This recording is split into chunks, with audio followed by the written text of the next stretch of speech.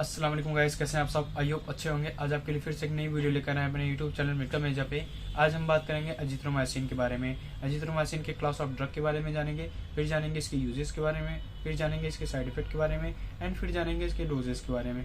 ठीक है, तो चलिए वीडियो स्टार्ट करते हैं। अजिथ्रोमाइसिन जो है एक प्रकार की ब्रॉड स्पेक्ट्रम दवा है जो कि macrolide class of anti drugs से बिलोंग करती है। ठीक है, अजिथ्रोमाइसिन एक प्रकार की जो एंटीबायोटिक होती है। अजिथ्रोमाइसिन के मोड ऑफ फंक्शन जाने से पहले हम जान लेते हैं कि एंटीबायोटिक क्या होती है। एंटीबायोटिक जो होती है या किसी भी प्रकार के इन्फेक्शन, बैक्टीरियल इन्फेक्शन में उपयोग की जा सकती है। एंटीबायोटिक का जो डिफिनीशन होती है, antibiotic is used to treatment of the bacteria infection and other micro organism. Simple रूप से जाने, हमारे बॉडी में किसी भी प्रकार के जो बैक्टीरिया होते हैं उनमें उपयोग की जा सकती है। अब हम इसकी स्ट्रेंथ की बात कर लें। यह मार्केट में आपको सिरप फॉर्म में और टैबलेट फॉर्म में दोनों में देखने को मिल जाएगा। सिरप फॉर्म में आपको 100 mg एंड 200 mg में देखने को मिल जाएगा। ठीक है, जो चाइल्डहुड के लिए होता है। एंड एडल्ट के लिए 250 mg एंड 500 mg होती है। ठीक है, ऐसे कुछ मोस्ट पॉपुलर ब्रांड नेम है मार्केट में भी।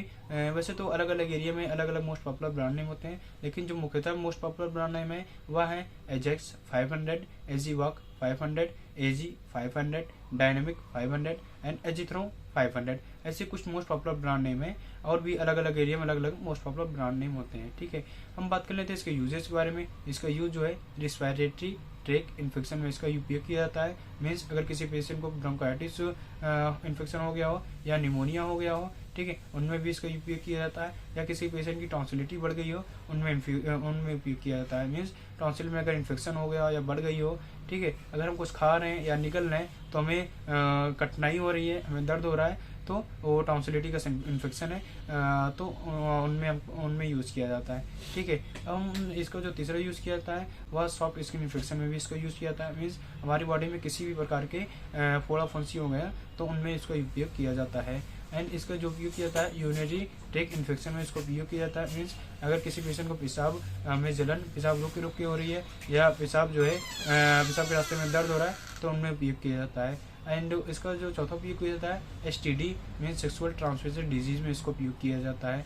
अगर इसके बारे में बात करेंगे बहुत लंबी वीडियो हो जाएगी, इसके लिए हम आपके लिए एक नई वीडियो लेकर आएंगे। ठीक है, एंड इसका जो उपयोग किया जाता है वह ईयर इन्फेक्शन में भी इसको यूज़ किया जाता है एंड थॉर्ड इन्फेक्शन में भी इसको यूज़ किया जाता है, साइनस इन्फेक्शन में इसको यूज़ किया जाता है एंड नोज इन्फेक्शन में भी इसका उपयोग किया जाता है। ठीक है, इसकी हम डोजेस के बारे में बात कर लें। इसका जो डोज है वो आपको 500 mg एंड 250 mg में देखने को मिल जाएगा। ठीक है, तो 500 mg जो है ये आपको दिन में एक बार सुबह नाश्ते के बाद लेना है। ठीक है, अगर मैं पर्सनली आपको बताऊं तो ये आपको जो है खाने के 1 घंटे बाद ही इसको लेना है। ये आपको जो है 3 to 5 डेज एंड 7 डेज भी इसका ड्यूरेशन होता है। एंड 250 जो है mg वो आपको एक गोली सुबह एक गोली शाम, इसका भी जो ड्यूरेशन डे है वो आपको 3 to 5 ड्यूरेशन ऑफ डे है इसका। ठीक है, अब इसकी जान लेते हैं वार्निंग क्या सावधानियां बरतनी पड़ेगी जब हमें टेबलेट ले रहे हैं तो अगर कोई पेशेंट जो है बहुत ज़्यादा अल्कोहल यूज़ कर रहा है तो वह इस दवा को न लें। एंड कोई प्रेग्नेंट लेडी है तो इस दवा को न लें। अगर ले रही है पहले अपने गायनेकोलॉजिस्ट से संपर्क कर लें, उसके बाद ही दवा कंटिन्यू कर रहे हैं। ठीक है, एंड सावधानियाँ है वह है, अगर इसका जो मेन रोल होता है वह बैक्टीरियल इन्फेक्शन में होता है, ना कि वायरल इन्फेक्शन में। अगर किसी पेशेंट को फ्लू हो गया हो या कोल्ड हो गया हो या किसी भी प्रकार के वायरल इन्फेक्शन हुआ हो तो वह पेशेंट इस दवा को न लें। ठीक है।